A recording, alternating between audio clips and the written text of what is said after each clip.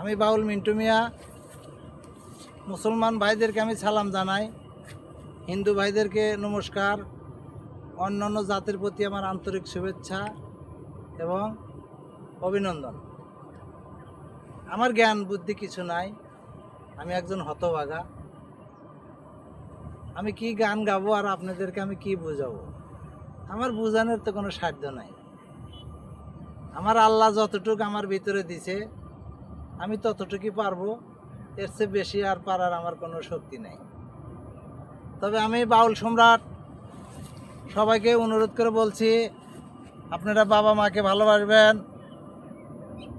যারা বাউল সম্রাট আছেন তারা হয়তো জানেন শেখ ফরিদ আল্লাহর 3 বছর আল্লাহর ইবাদত করছেন।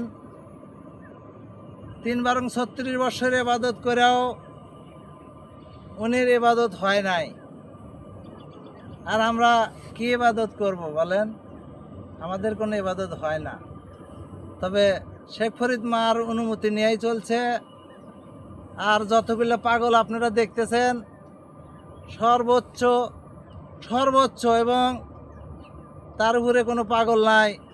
সেই পাগলের নাম হলো অস্করণী পাগল। উনি ওনার মাকে ঝোলাই করে নিয়ে ঘুরছে।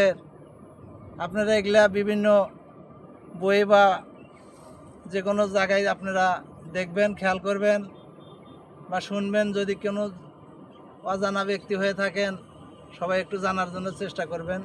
আমি বাউল মিন্টু মিয়া। আমার জন্য একটু লাইক, শেয়ার, কমেন্ট শেয়ার করবেন।